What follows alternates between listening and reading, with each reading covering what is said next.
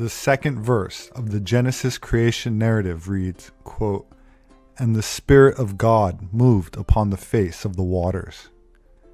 The rest of the chapter goes on to describe how after the sky and land is formed on the first 3 days of creation, they are filled on days 4 to 6 by luminaries, birds, fish, animals, and man, respectively. The Bible goes on to warn that a rebellion against God would lead to the return of darkness and chaos, quote, "as if the earth had been uncreated." But who is this God that was issuing warnings against the rebellion, and when did his worship begin?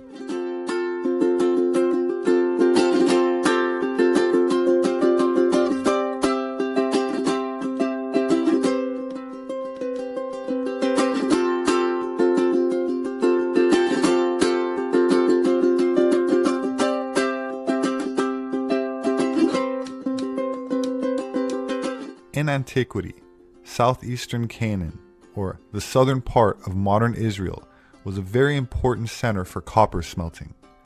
Although some biblical writings suggest a southern Canaanite origin for the god Yahweh, no details are provided concerning his worship prior to him becoming the God of Israel. That said, the geographic territory of Judea, or southern Canaan, was occupied by a tribe of shepherds and metalsmiths called Kenites in the Bible, who are thought to be descended from the biblical Cain. While the Old Testament describes Yahweh separate and distinct from the gods of Canaan, scholars identify the god Yahweh as originally being a god of the Kenites, a tribe of Edomites, and was later identified by the Israelites with the God of Abraham. The Israelite cult of Yahweh was associated with copper and with the bronze serpent, a typical symbol of metallurgy, as the smelting of copper is considered in the Old Testament as the specific sign of Yahweh.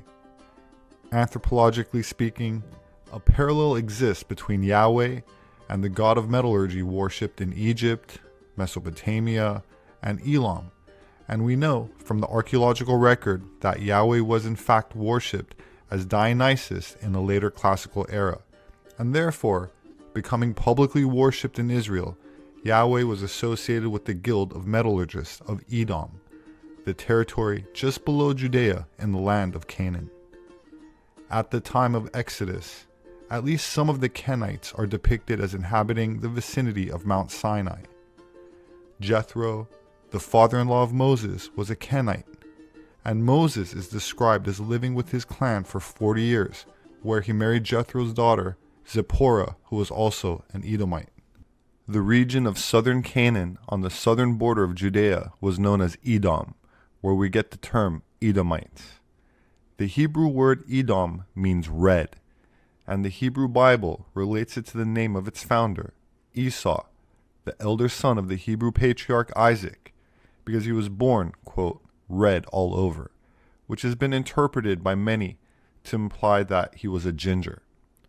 According to the Bible, the capital of Edom was called Selah, but in the writings of Josephus, it is called Petra, as it is known today, the Greek word corresponding to the Hebrew Selah, and at one time Petra was also known as Mecca.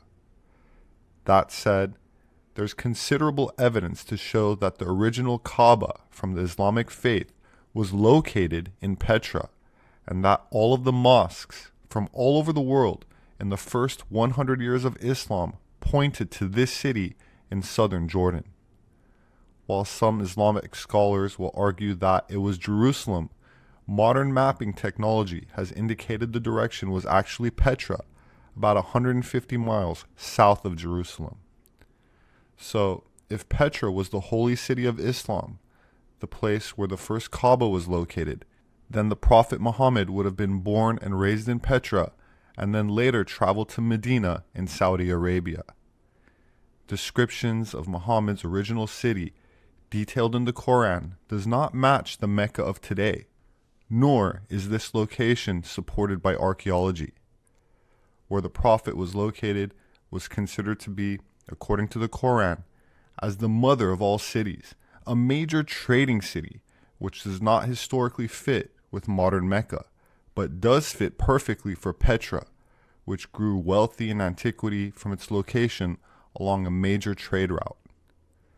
That said, the name Mecca does not appear in any literature prior to the year 740 AD. That's 120 years after the founding of Islam. How can modern Mecca be the destination of pilgrimage and be considered a major city when it was not even on any maps until 2 centuries after Muhammad was born?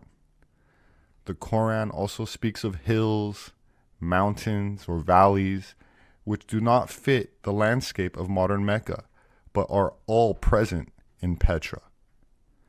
While I understand that this material may be considered controversial, you're invited to research this for yourself, not only in regards to the direction that the original mosques faced, but how many of them also now display red hair that was clipped from Muhammad's beard, which he allegedly started dyeing with red henna in his later years to match the color of his youth, which is why many Muslims today, who are not natural gingers like Muhammad was, also dye their hair red with henna to imitate their prophet.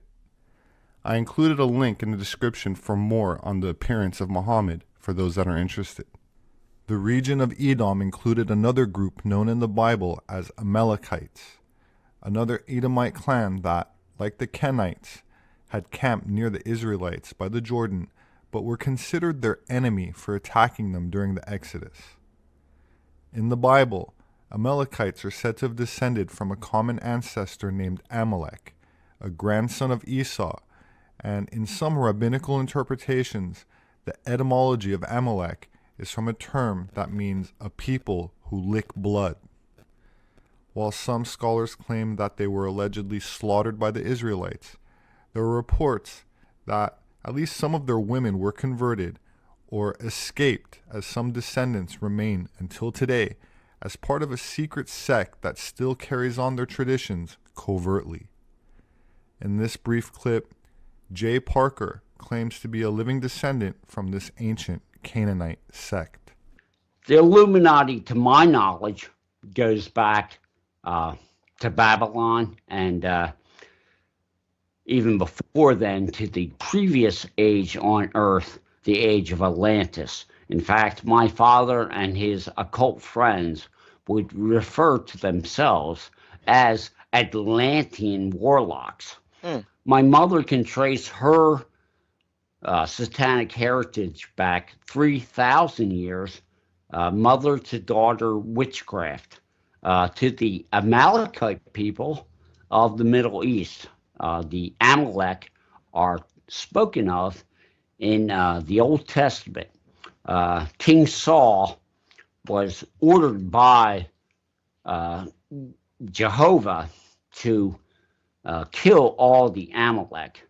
But a story I was told when I was a child was that when the Jews and King Saul were slaughtering the Amalekite, basically what they did was they disobeyed God. They decided instead of killing all the people and all the cattle and sheep, they decided to herd the cattle and sheep and use them for sacrifice to Jehovah. This was not the orders that were given by Jehovah.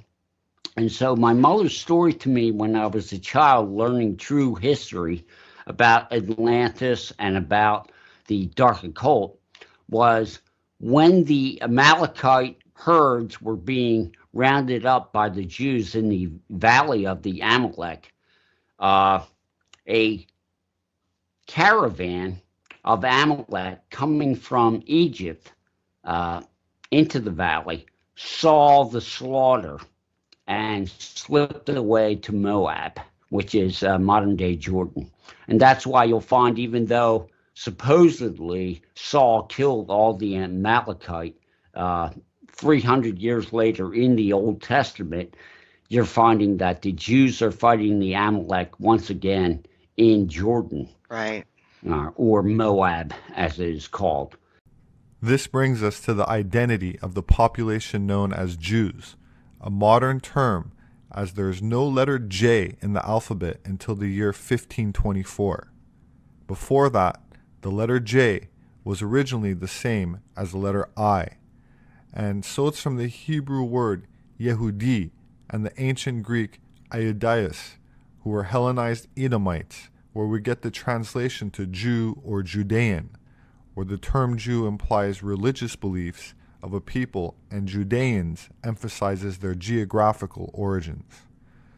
So, where did Judaism as a racial identity come from? And why is Jewish ancestry traced from maternal lineage when much of the Bible traces the offspring of Noah to Abraham as paternal? This page from Chabad.org website, which identifies as an Orthodox branch of Judaism, says, quote, "The code of Jewish law clearly states that a child of a Jewish mother is Jewish, regardless of the father's lineage or whatever else may show up in a DNA test, while the child of a non-Jewish mother is not Jewish." The reason for this is explained in the 1925 Jewish Encyclopedia, Volume 5, page 40 and 41, quote, "According to the Bible, immediately after Isaac's death, Esau settled Mount Seir, where he had lived before. The Edomites soon became powerful enough to extirpate the Horites, the former inhabitants of the country, whose ways of life they adopted. As among the Horites, each tribe was ruled by a prince or chief, whose position resembled probably that of an Arab sheikh. Later, the Edomites organized themselves into a kingdom and had 8 kings when the first king in Israel began his reign. However, a list of chiefs given after that of the kings shows that subordinate chiefs ruled under the sovereignty of the king. In the time of Moses, both chiefs and king are mentioned. When the king of Edom refused to allow the children of Israel to pass through his land on their way to the land of Canaan, the Israelites were expressly ordered not to wage war upon the Edomites, but to go around their country. Neither did the king of Edom attempt hostilities against the Israelites, though he prepared to resist the aggression. Nothing further is heard of the Edomites until their defeat by Saul 400 years later. 40 years later, David overthrew the Edomites in the Valley of Salt, and his general Joab slew all their males. From that time, Edom remained subject to Israel. After the conquest of Judah by the Babylonians, the Edomites were allowed to settle in southern Palestine. At the same time, they were driven by the Nabateans from Idumea. In southern Palestine, they prospered for more than 4 centuries. Judas Maccabeus conquered their territory for a time. They were again subdued by John Hyrcanus, by whom they were forced to observe Jewish rites and laws. They were then incorporated with the Jewish nation, and their country was called by the Greeks and Romans Idumea, ruled over by Judea until its conquest by the Romans.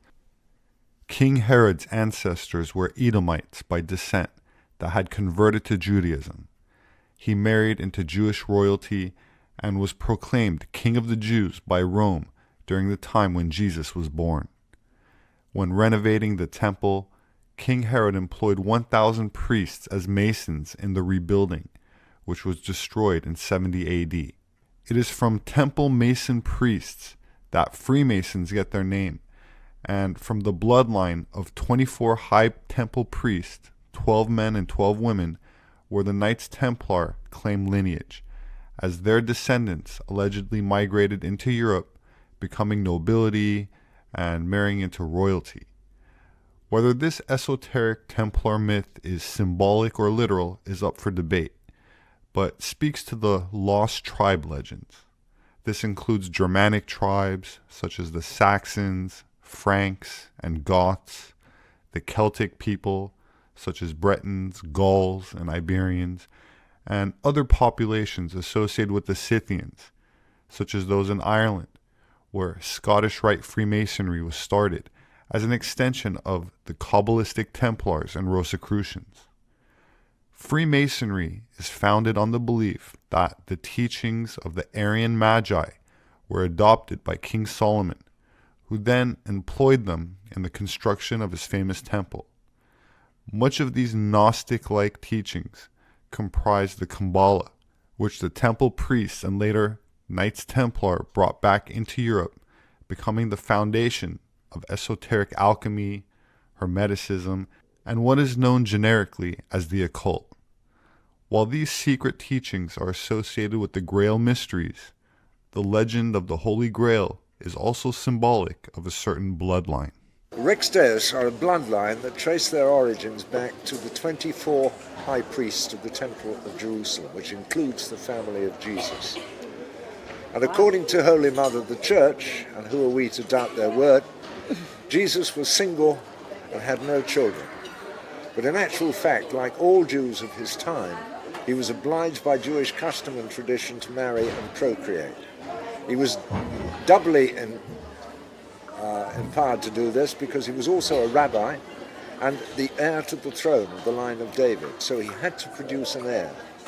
And one of the most closely guarded secrets in European history is the fact that he founded a bloodline known as the Desposini, which are still extant in Europe today. When I go to England, I stay with one member of it, and when I go to Nice, I have breakfast with another. And descendants of Jesus are all around you, and many of the people who are true descendants of Jesus of Nazareth don't even know it. And I've just used a term which is inaccurate, Jesus of Nazareth. The problem is that Nazareth didn't exist at the time of Jesus. He was Jesus the Nazarene. He was a member of an esoteric cult attached to the Essene order, an initiatory form of spirituality which is still being practiced in secret today. And the Rex Deus families outwardly practice the religion of their place and time, but secretly amongst themselves follow their own path. And shortly after I published Rex Deus, I had a letter on very impressive notepaper with a coat of arms at the top, and it was a very brief and terse letter. It said, "Dear authors, you should really have consulted me before you rushed so precipitately into print.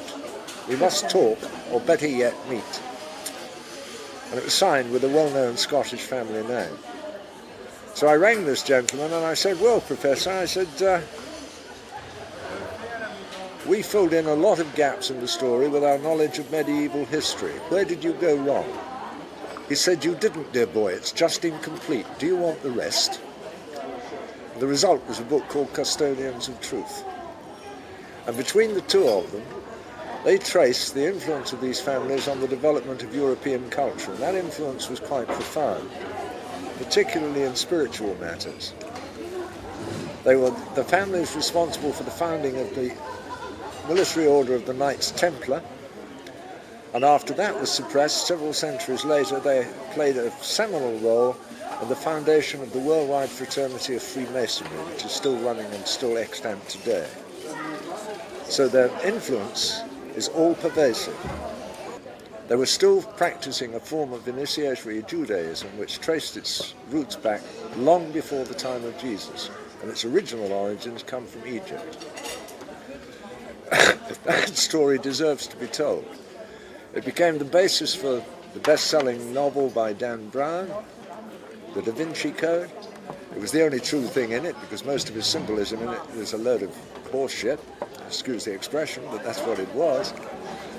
And it's a story which is riveting, because these people acquired power in Europe very, very early on at the time of Charlemagne and are still in positions of power today. And there is a chivalric order which is still running, called the Order of the Fleur de Lis.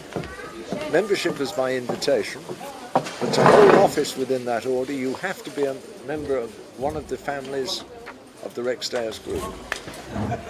And they cover some very, very powerful people. What their agenda is today, I haven't the faintest idea. But they're still about, and they're still exerting massive influence behind the scenes, all very quietly. And I, for one, would love to know what their agenda is. May the Spirit of the Lord, who anointed Jesus at his baptism, so anoint you this day, that you might exercise authority with wisdom and direct your counsels with grace. The sacred anointing is done. Presentation of regalia complete. The moment of crowning has arrived.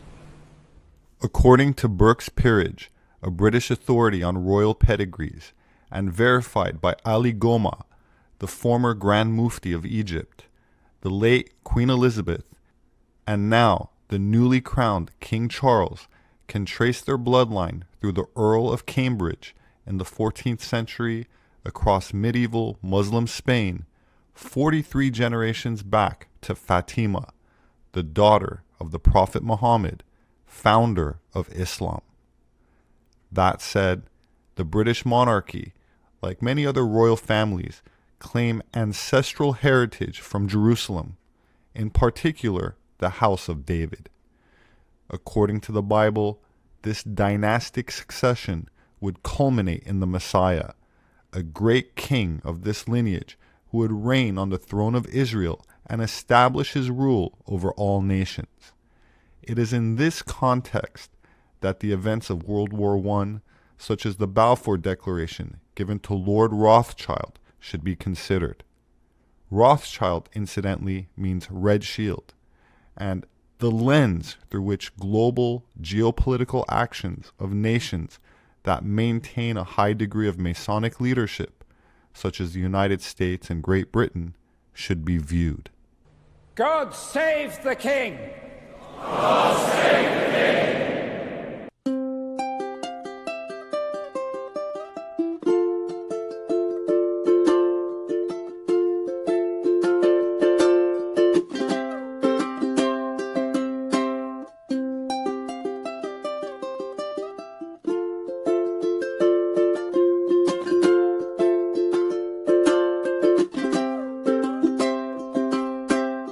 My name is Robert Sepehr. I'm an anthropologist. My published work is available on Amazon and through all other major book outlets. If you'd like to support my work, you can do that through patreon.com. There should be a link in the description. Please subscribe for future updates. Leave your thoughts below. Have a wonderful weekend, and I hope to see you again soon.